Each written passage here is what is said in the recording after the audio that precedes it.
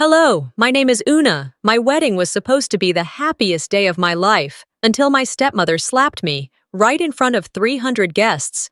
And my husband, a billionaire, he threw her and my entire family out on the spot. But that wasn't the worst part. The worst part was what came before, the years of quiet humiliation, the edited childhood photos, the necklace that belonged to my mother, worn by someone else. They told the world I was ungrateful. But what if the real story was something no one ever dared to say out loud? The morning of my wedding started with a lie. I smiled in the mirror, but even I didn't buy it. Charleston was showing off that day, sunlight filtering through Spanish moss, the white pillars of the estate gleaming like they were dusted with sugar. People always said spring weddings in the South were magical. I used to believe that.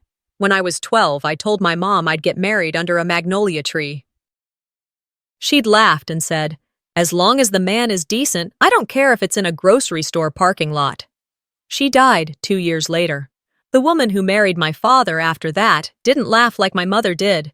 She didn't hug like her either, but she smiled a lot, especially when other people were watching. I stood in the bridal suite, hair pinned up, makeup not quite mine, and a gown I hadn't chosen hanging from the rack. Ivory, not white, not the dress I'd bought. Isolde, my stepmother, had told me a week ago, "White's too harsh on your tone, darling. Ivory is more forgiving. Trust me." I hadn't said a word. That was my job in this family, to go along, to adapt, to smile. Callista, Isolde's daughter, 2 years older than me, swept in an hour later wearing the exact shade of white I'd been told not to. Her dress shimmered. It hugged her figure perfectly. One of the staff whispered to her, "Stunning. Are you the bride?" She laughed like it was the best joke she'd ever heard. Not today, but close enough. I looked down at the ivory fabric they'd shoved me into. It wasn't ugly, but it wasn't mine, and that was the theme of the morning. Nothing was mine. As the photographers arrived, Isolde started giving orders like it was her show. "Make sure to capture Callista with the bouquet prep. She's always had the best hands." She turned to me, voice honeyed. "Una, sweetheart, can you scoot just a bit to the side? You're in the lighting." I scooted. Of course I did. Then came the name cards. I was walking through the reception space, a little desperate to find something, anything, that felt like it belonged to me. That's when I saw it. Una L. Rain, in elegant gold script. Rain, Isolde's surname. It wasn't just a typo. My actual name was Una M. Holland. The M for Marlene, my mother. And they'd replaced it with Isolde's legacy. I picked up the card and walked toward the planner. "This is wrong," I said, holding it up. The planner blinked, clearly caught. "Oh, we made a few changes. Isolde said this was the family-preferred format." Family-preferred. I wasn't surprised, just tired. Callista passed by, pausing briefly to glance at my card. "It's just a name, Una. Don't make everything a thing." "Right," I said. "Just a name." My mother had once told me names are how we plant ourselves in memory, how we remind people we existed. But apparently, I didn't anymore. Around noon, I stepped outside for air. I stood near the edge of the garden, just beyond the archway where the ceremony would be held. Guests were arriving, being offered champagne and complimented on their pastel outfits. I watched Isolde talking animatedly with Ambrose's parents, her hand on my father's arm like she'd raised me from birth. Ambrose called then. He wasn't allowed to see me before the ceremony, so it was just a check-in. "Everything okay, love?" he asked. I swallowed the weight in my chest. "Perfect." "Everything's perfect." He sounded relieved. "Good. Just breathe today. That's all you have to do." I hung up, staring at the phone like it might offer me an out. The door creaked behind me. I turned to see Isolde entering with Callista, both glowing like they were the ones getting married. Isolde smiled like she was doing me a favor. "We thought we'd take some bridal suite shots with Callista. The energy between you two is just sisterly." I didn't move. She stepped closer. "Una, this day is about family. You're not the only one who matters." She said it kindly, as if I was a child acting out over a toy someone else had picked up. They posed behind me while I sat on the edge of the bed, hands folded. I could hear the camera clicking. "Can she lift her chin?" the photographer asked. Higher, Isolde added. She tends to slouch. I lifted my chin. I didn't say a word. Callista leaned in from behind, her lips just by my ear. Smile. You don't want to look ungrateful. I smiled, but I didn't recognize the woman in the mirror. The eyes didn't belong to me. The teeth looked tight. Even the shape of my face seemed different. They'd done my makeup to look more refined, less bare, camera-friendly. The final result was someone who could be from any magazine cover in the South, just not from my life. The door opened again. My father walked in, looking proud and completely oblivious. There's my beautiful girl, he said, holding his arms out. Ready to make it official? I stood, nodded, and let him hug me. But inside, something felt like it was loosening. A thread, maybe. A seam giving way.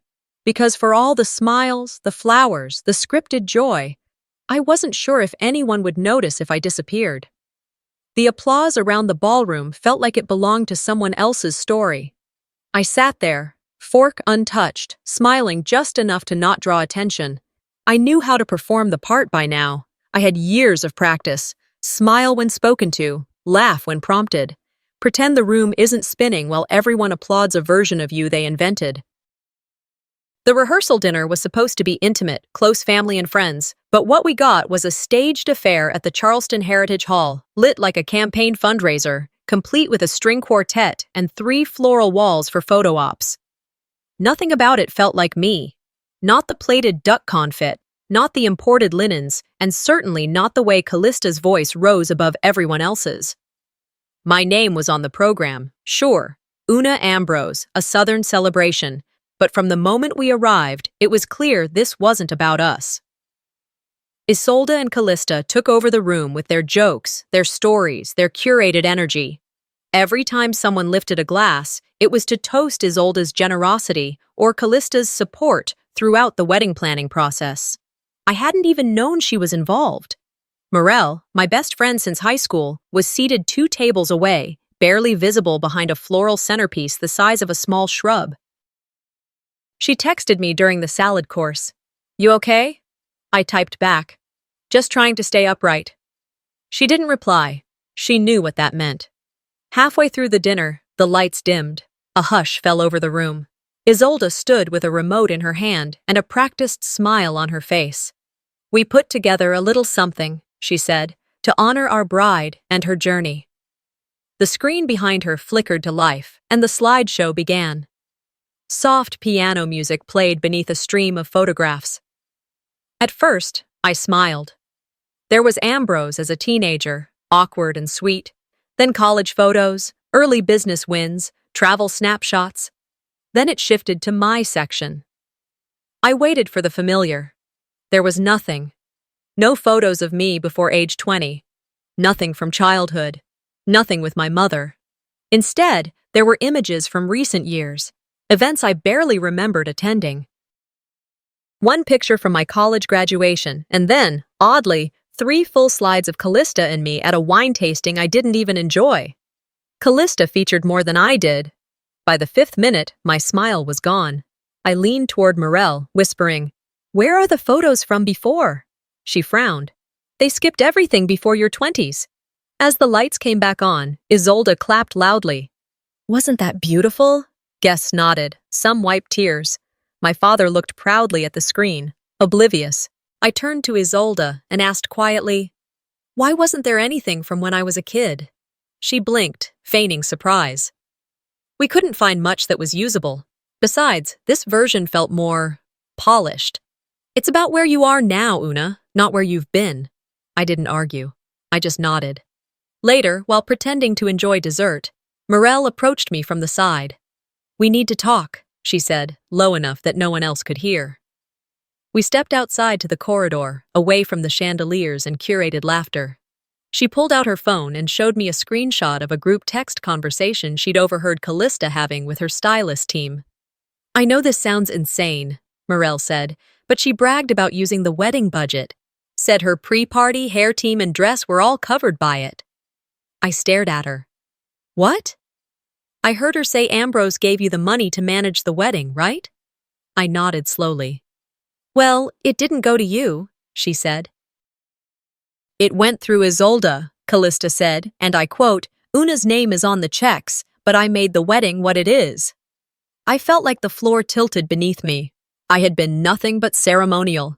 A mannequin in a dress someone else chose, at a wedding someone else designed, using money I never even saw. I thought about asking Ambrose, but I already knew his answer. He'd trusted that I was in control. That's the thing about trust. When it's misplaced, you don't feel betrayed, you feel stupid. I walked back into the ballroom. Everything looked the same. The candles flickered. The waitstaff moved gracefully. Guests mingled as if nothing strange had happened. Callista was giving another toast. This time, she joked about how we fought over napkin colors and how I cried over flower types. Lies, all of it. I hadn't even chosen the flowers.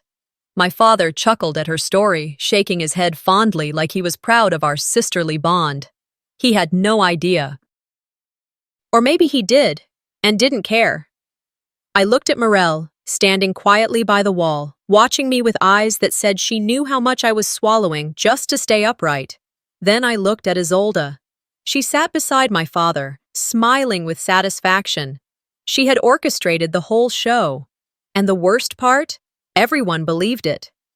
I turned back to the slideshow screen, which was now playing a loop of favorite moments. I wasn't in any of them. And the part that hurt the most?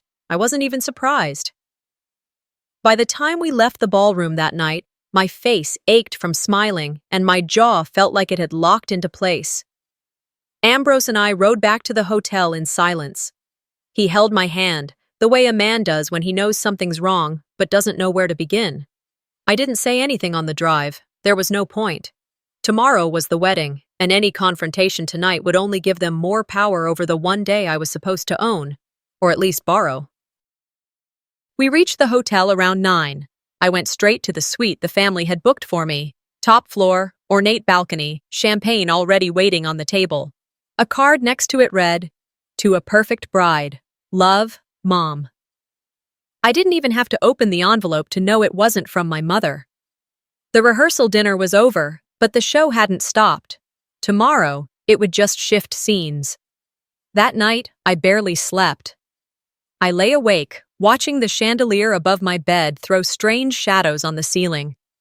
At some point around 2 a.m., I got up and scribbled a few lines down.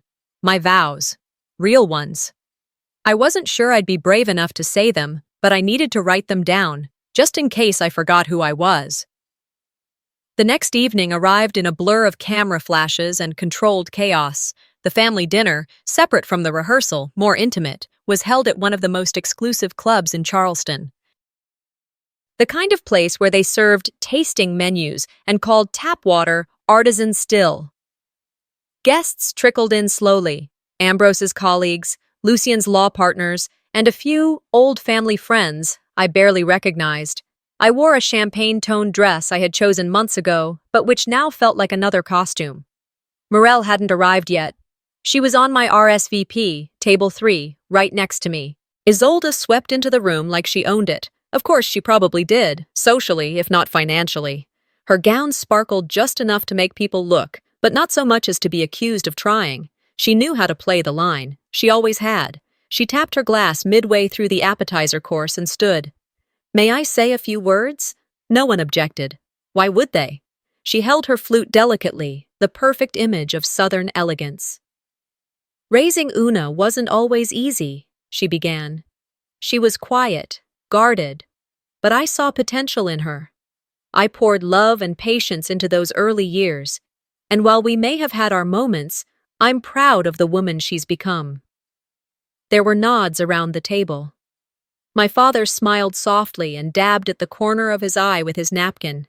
I taught her grace, I taught her strength, I helped her learn to love after loss. The words hit like a slap. She didn't mention my mother, not once, just erased her. Again. She finished her speech with a soft, practiced smile. And now she's stepping into the next chapter of her life with a wonderful man by her side. I couldn't be prouder. The applause that followed felt cold, rehearsed, like it had been scheduled. Ambrose reached under the table and gently squeezed my hand.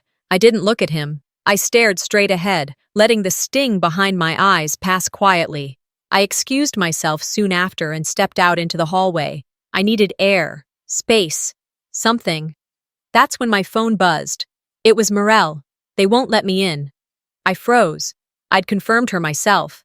She was on the final list. I texted back. What do you mean? She answered quickly. The concierge said my name was removed this morning. Said Mrs. Rhine made some changes. Mrs. Rhine. My stepmother had scrubbed my best friend, the only person who actually knew my mother, from the evening. I didn't go back into the dining room right away. I walked to the front of the venue, past the polished marble floor and oil paintings of long-dead Charleston founders, and found the wedding planner outside, checking off final details on a clipboard. Why was Morel's name taken off the list? I asked, keeping my voice level. The planner startled slightly. I'm sorry, there were some changes. I believe Mrs. Rain handled that this morning. Did she also handle redesigning the entire wedding? The woman didn't answer. I walked back inside, slower this time. When I returned to the table, Isolde gave me a look. Not guilt, not apology. Something worse. Possession. Like I was an object in her carefully arranged display. Lucien raised his glass to me. You look radiant tonight, sweetheart. I nodded. Thanks, Dad. Ambrose leaned in close. Everything okay? I smiled at him, soft but strained. It will be. As dessert was served, I sat through Callista's jokes, through another toast from one of Isolde's bridge club friends, and through my father retelling the story of how I used to sleepwalk into the kitchen and rearrange the silverware as a child. Funny, there'd been no photos of that. I kept my hands folded on my lap and my back straight.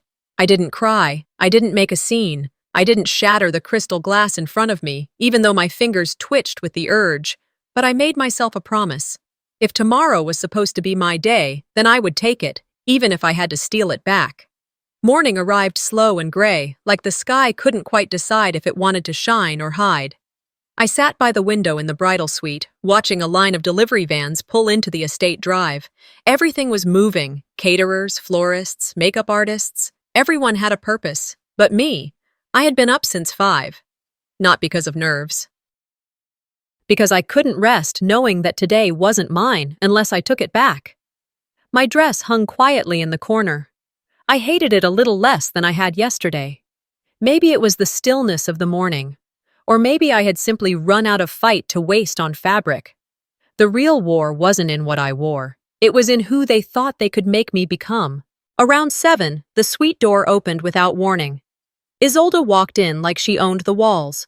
Her hair was already curled, her makeup set, and behind her trailed 2 stylists wheeling carts of hairspray, foundation, and God knows what else. I thought we'd get a head start, she chirped. Callista wanted a softer palette. It'll photograph beautifully. She didn't ask if I wanted stylists in my room. She never did. They spread their tools across the vanity like they were prepping for surgery. I stood and walked to the other side of the room. I already have my look planned. Isolde's smile didn't budge. Una, don't make today difficult. We want everything seamless. Who's we? I asked, even though I knew. Callista swept in before Isolde could answer, wrapped in a silk robe that matched mine too closely to be coincidence. Oh, good, she said. They brought the palette I love. That was the moment I started counting backward in my head. 10, 9, 8. The old trick to stop myself from saying something I couldn't take back. I needed to last through the ceremony. But as the morning crept toward noon, the pressure started mounting. Every time I looked in the mirror, I saw less of myself. My hair was twisted tighter than I liked. The lipstick was a shade Isolde called regal, but it felt like a mask. And the photographers? They seemed more interested in capturing Callista sipping champagne than the woman actually getting married. At one point, someone adjusted my veil and said, "Turn toward the light, Callie. Oh, sorry, Una." That did it.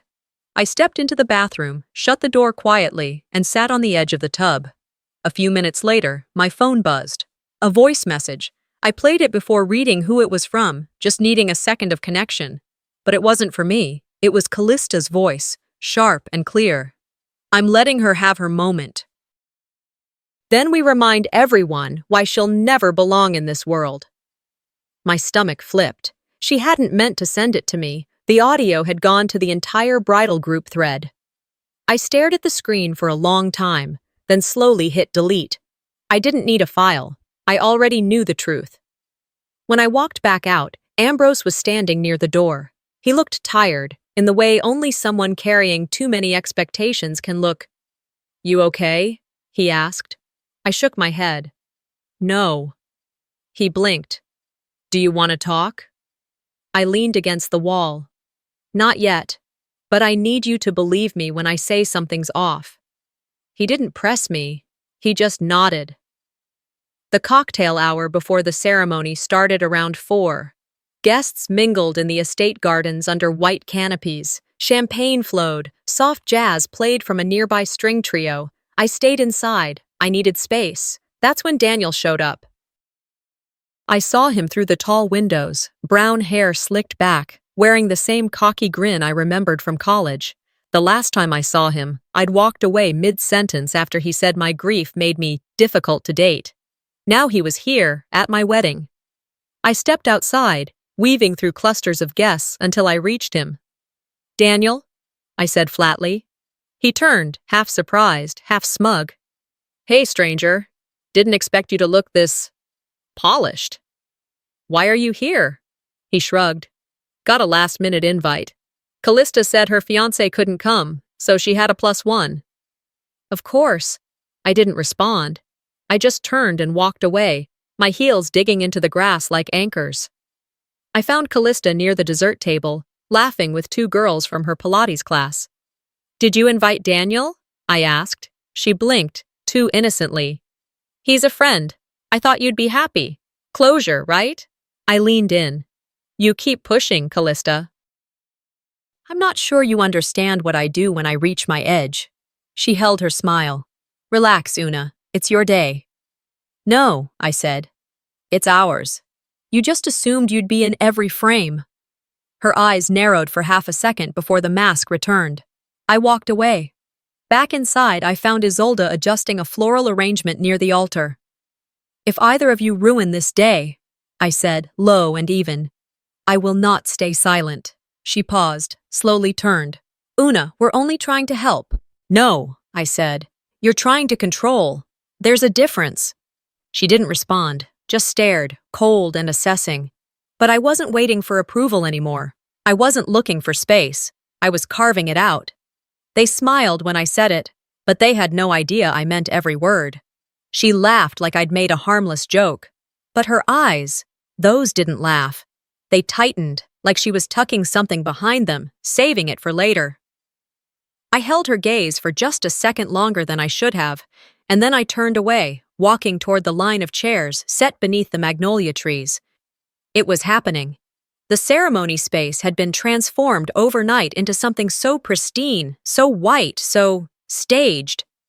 Rows of ivory chairs lined up with military precision, blush peonies tucked into every arrangement. Nothing out of place, except me. I stood just behind the closed doors leading to the aisle, hands clasped in front of me, bouquet trembling slightly.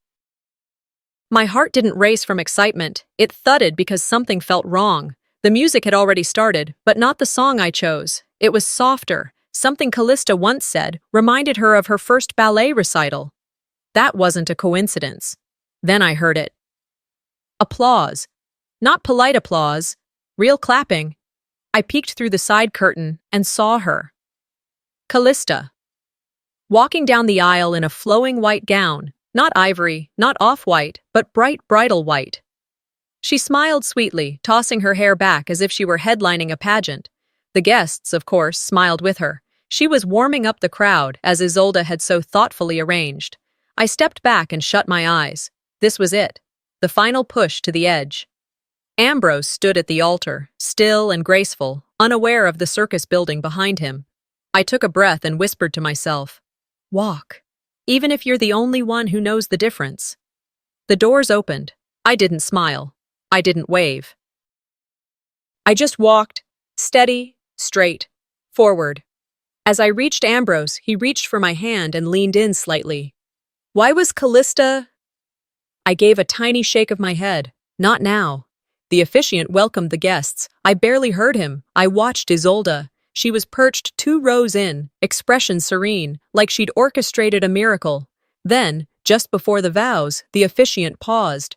Before we proceed, we've been asked to allow a brief word from the bride's mother. My stomach turned. Isolde stood, took a microphone from a nearby usher, and stepped forward. She looked stunning, regal, poised, her voice smooth like honeyed tea. Raising Una wasn't always easy, she began. I braced myself. She was distant, quiet, kept her heart guarded, but I saw strength in her. I poured love and patience into those walls and watched her bloom. I could feel every guest watching her like she was the protagonist of this story. I taught her grace. I taught her how to survive heartbreak. And I stand here today knowing I've done my job. She paused, just long enough for dramatic effect. I know there was a woman who gave birth to her, but I raised her. I helped her become this. The words didn't slap me. They burned. That was her dig, subtle, surgical. My mother's memory reduced to a footnote. Lucian nodded proudly. A few guests teared up. Ambrose looked at me. His hand found mine again. "Do you want me to stop this?" he whispered. I shook my head. Not yet. When it was time for vows, Ambrose went first. His words were beautiful, strong, honest. He looked into me, not at me, and spoke like a man who knew how rare honesty could be. Then it was my turn. I unfolded my small piece of paper, the one I'd rewritten 3 times since last night. I cleared my throat and began. There are women who raise you with their presence, and there are women who shape you with their absence. I have known both. A few people sat up straighter. I want to thank the women who taught me what love sounds like and what silence costs.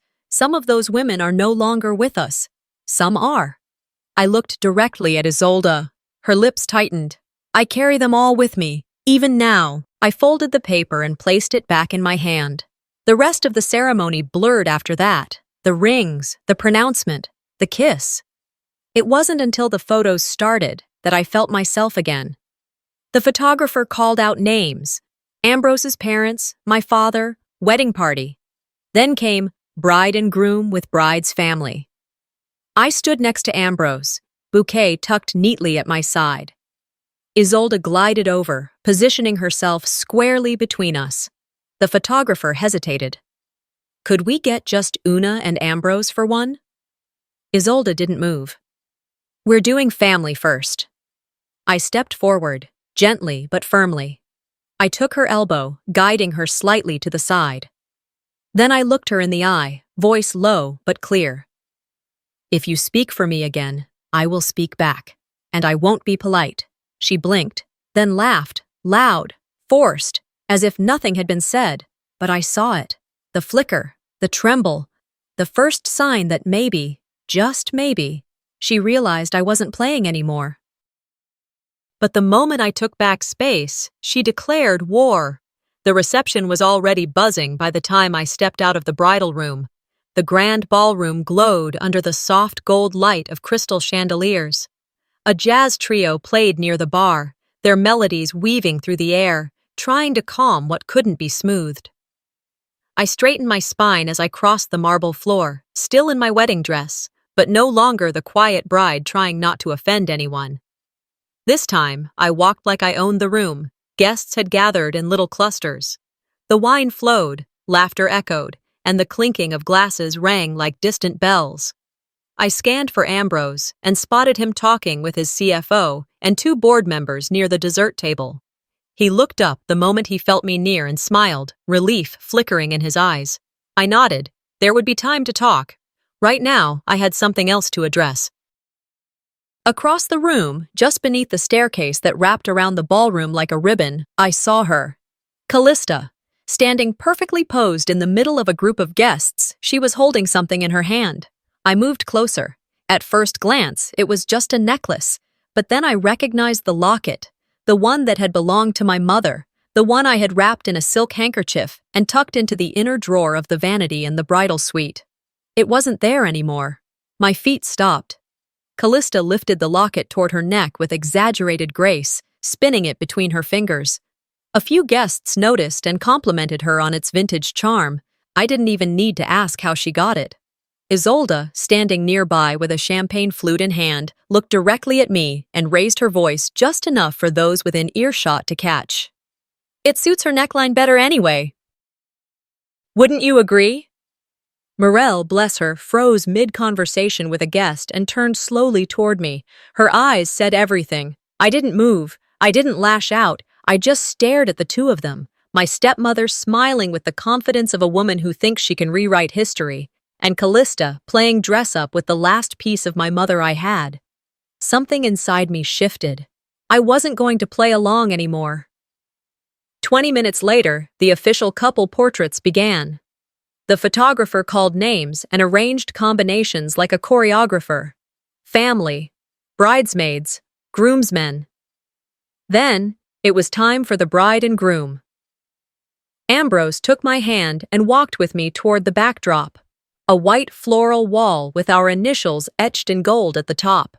I let myself breathe for the first time that evening. Just one photo of us, just one moment without interference. But then I saw her, Isolde, floating into frame like a ghost in stilettos. She placed herself between us before the camera could click. Her arm looped into Ambrose's elbow, her smile wide and practiced. "This one's for the Rain legacy," she said. The photographer hesitated. Ambrose looked confused. I stared. "Excuse me," I said calmly, stepping forward. She didn't move. I tried again, louder this time. "Please remove yourself from this shot." A murmur rippled through the nearby guests. Phones lowered. Conversation paused. "This is our marriage," I continued, my voice even but firm. "Not your campaign." She blinked. Slowly. Her lips curled into a smile, and she let out a small laugh. "Oh, Una, always so dramatic." "I'm not being dramatic," I replied. "I'm being done." Morel, standing to the side, crossed her arms and gave the smallest nod of approval. Isolde finally stepped aside, lips pressed tightly together, the locket still glinting against Callista's chest behind her. We resumed the photo. I stood straight beside Ambrose, not touching him this time. I didn't need to lean on anyone. I had said what needed saying, but I wasn't done. As the photographer gave us a break between setups, I walked to where Isolde stood with two guests who'd clearly caught the moment. She turned when I approached, her mask back on, as if nothing had happened. "I hope you're not planning another performance," she said under her breath. "No," I answered. "Just clarity." I leaned in, close enough so only she could hear. "You don't get to decorate yourself with my story anymore." Her breath caught for half a second. Her eyes darted past me, looking for an audience, someone to perform for. But no one was watching. I stepped back. I didn't smile. I walked straight toward Callista, who was now holding court near the cake table, her fingers still toyed with the locket. "I believe you have something that doesn't belong to you," I said. Callista blinked. "Mom said—" "I didn't ask what Mom said." I cut her off. "That locket was mine, and you knew it." The room hushed again. Not everyone heard the words, but they felt the tone shift. Callista's hand hesitated, hovering near the chain. Ambrose stepped beside me, saying nothing, just standing there, tall and quiet.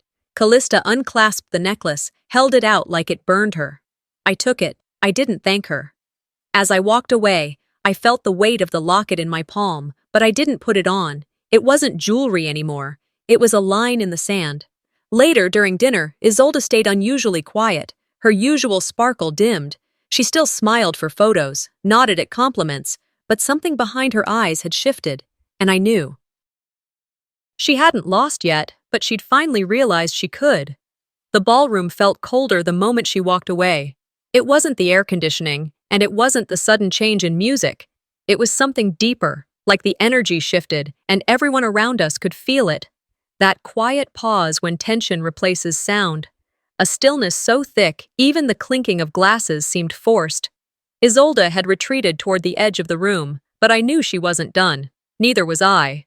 We were circling something that had been years in the making, and both of us knew the final round hadn't been played yet. I tried to center myself. I stood next to Ambrose, fingers wrapped around a glass of water, ignoring the champagne being passed. I wasn't going to dull myself tonight. I needed clarity, not comfort. The coordinator tapped me gently on the arm. "They're ready for your first dance." Ambrose extended his hand. His expression was softer than usual, cautious, like he knew this was less about romance and more about surviving the moment. The song began, Our Chosen Piece. Moon River, the slower version with strings. My heart thudded with each note, not from sentiment but from anticipation. We stepped into the center of the floor. As Ambrose and I swayed gently to the music, the crowd gathered around us. Faces I recognized, and many I didn't. People from his business circles, neighbors, extended family, all watching, all smiling, all unaware that a storm was closing in from the other side of the ballroom. Just as the music reached its midpoint, I caught her out of the corner of my eye. Isolde, standing alone by the marble column near the bar. She wasn't sipping her drink anymore. She was watching me, no longer smiling, her hands clenched, nails digging into the bass of her flute. And then she moved. As the last chord of the song played, she stepped toward me, cutting through the crowd without saying a word, her heels clicking like a metronome of intent. I was just about to thank the guests and step back when she intercepted me near the cake table. "We need to talk," she hissed. "Not here," I said, trying to step around her. She blocked my path. "You don't get to walk away from this," she snapped. "Not after everything we've done to carry you." Her tone was no longer sweet. It was sour, rotten with years of resentment. "You think this day is yours?" she spat. "You'll always be the burden we carried." That word, burden, landed like a stone against my chest. I didn't flinch. I didn't react. I just looked her square in the eye. "You didn't carry me," I said, voice flat. "You covered me up." The words weren't loud, but they were loud enough. Isolde's face changed. Her eyes widened for just a heartbeat, and then her expression twisted, sharp and livid. Without warning, her hand flew. The slap cracked across my cheek like the breaking of porcelain. Everything stopped. The music, the hum of conversation. Even the lights felt like they dimmed. I stood still, stunned, not because it hurt, but because it didn't surprise me. She had finally said the thing she'd been saying for years without words. People gasped. A glass shattered somewhere behind me. One of Ambrose's cousins covered her mouth. And then, just like that, Ambrose was at my side. He didn't yell. He didn't ask. He stepped between us, saw the red mark blooming on my cheek, and turned to the room. "Security," he said, voice cold and unshaken. "Escort them out. All of them." There was no confusion about who "them" meant. Isolde staggered back, suddenly aware of the hundreds of eyes staring at her. "You can't be serious," she started. "This is a misunderstanding." Ambrose didn't look at her. Callista rushed forward. "You're blowing this out of proportion. She's her stepmother. Families argue." He cut her off. "You don't get to hurt her and stay at our table. Not today. Not ever."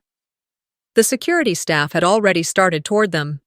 Lucien stood frozen near the dance floor, eyes wide, lips parted like he wanted to speak but had forgotten how. Isolde tried one last time. "You're humiliating us." Ambrose turned toward her slowly. "You did that all by yourself." The silence that followed was heavy, almost sacred. One by one, guests started murmuring. Then, a single clap from the back of the room, and another, until applause rose, not loud, not raucous, but steady. A quiet, public acknowledgement that something wrong had finally been corrected. Isolde was ushered toward the exit, Callista trailing behind her, face pale, mouth trembling with unspoken curses. And Lucien? He stepped forward, eyes full of something I hadn't seen in years, regret. He looked at me, not at my cheek, not at my dress, but at me. "What you just did," he said slowly, "I should have seen it years ago." I didn't answer. I couldn't. My throat was tight, but not from sadness. Ambrose wrapped an arm around my back, not to shield me, but to stand with me. Someone handed me a napkin. Someone else whispered, "I'm sorry." Morel stood nearby, arms crossed, her face soft but fierce. I breathed. Not a sob, not a scream, just breath. And for the first time that night, it was mine. But the war didn't end there. It just changed arenas. 3 days after the wedding, I was sitting on the back porch of our townhouse, barefoot, hair tied up, coffee long gone cold. The soft hum of the ceiling fan above did little to break the stillness. Charleston's humidity hung in the air like a warning. The peace I felt after Isolde and Callista were escorted out of the ballroom had begun to settle, until my phone buzzed with a text from Morel. "Don't open Twitter." Naturally, I opened Twitter. The headline was already trending. Billionaire's bride, family speaks out on ungrateful daughter who turned her back on stepmother at wedding. Beneath it was a glossy photo of me from the reception, just after the slap. My cheeks still pink. The headline made it sound like I was the one who had ruined the night. There were quotes. "She's cold, always has been. She treats the woman who raised her like a stranger. She didn't even invite half the family." Anonymous, of course, but not anonymous to me. It was Isolde's voice in every sentence. The cadence, the phrasing, the way she twisted what happened to suit her narrative. This was her counterattack. Ambrose was on a call inside, so I forwarded him the link without comment. A minute later, he stepped onto the porch, holding the screen up like it was a legal brief. "Tell me what you want to do," he said. He was calm, but his eyes were steel. "I want to answer it," I said. "But not with lawyers, not with threats." He nodded. "Then we wait." That night, I couldn't sleep. My face burned, not from the slap, but from how quickly a false story could be printed and believed. Strangers had already begun commenting, some defending me, others accusing me of being a gold digger, a family wrecker, a brat. I wanted to scream, but instead, I listened. I remembered something I had almost buried. The night of the wedding, just before the dance, I had stepped into the powder room to breathe, the kind of breath you take not for oxygen, but for survival. I hadn't closed the door all the way, and I hadn't realized Isolde had stepped into the hallway just outside. Her voice carried in, sharp, bitter, low. "She's the reason her mother died broken, a curse to any man who loves her." I had frozen. Not because I believed her, but because some part of me still feared that someone else might. She hadn't known I was there. Until now. By the next morning, Morel had done what Morel does, found the trail. She texted me, "I know someone at the outlet that ran the article. There's a tip submission form. It logs audio fingerprints." "What does that mean?" I wrote back. "It means it's traceable."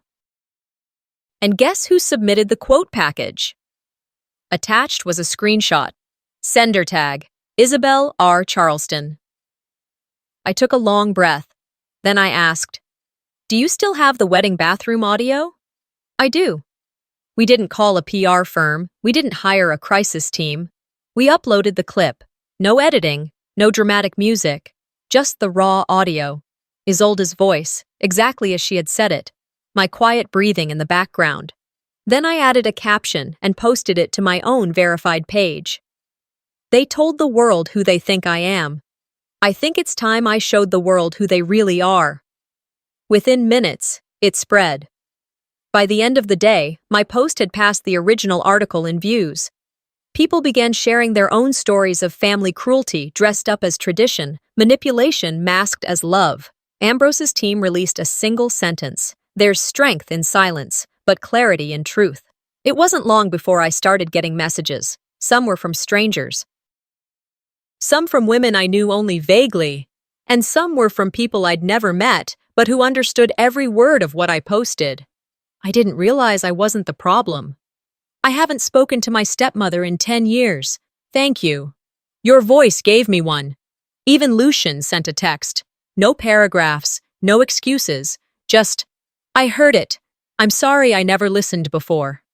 I didn't answer, not out of spite, but because some things take time, and others, distance. That evening, I sat across from Ambrose in the living room, feet curled under me, the fire flickering behind us. "Do you feel better?" he asked. "No," I said honestly. But I feel clear. He nodded. That's more than most people get. Outside, the streets of Charleston glowed with porch lights and azalea bushes in bloom. Inside, I held the locket in my hand, not as a memory, but as a reminder. They had tried to erase me with lies. I responded with the truth, and people listened. But I wasn't finished. I had one more room to speak in, and this time, everyone would listen. I wasn't finished. I had one more room to speak in, and this time, everyone would listen. 6 months later, I stood behind the curtain at Charleston Civic Hall, my heels planted firmly on the worn stage floor, fingers lightly wrapped around a note card I didn't need anymore. The room beyond the velvet drape buzzed with quiet voices and soft laughter, a hum of energy I wasn't sure I belonged to, but had earned my way into. The event was Women of Legacy, an annual gathering honoring female leaders who had made an impact in their communities. When they first invited me, I thought it was a mistake.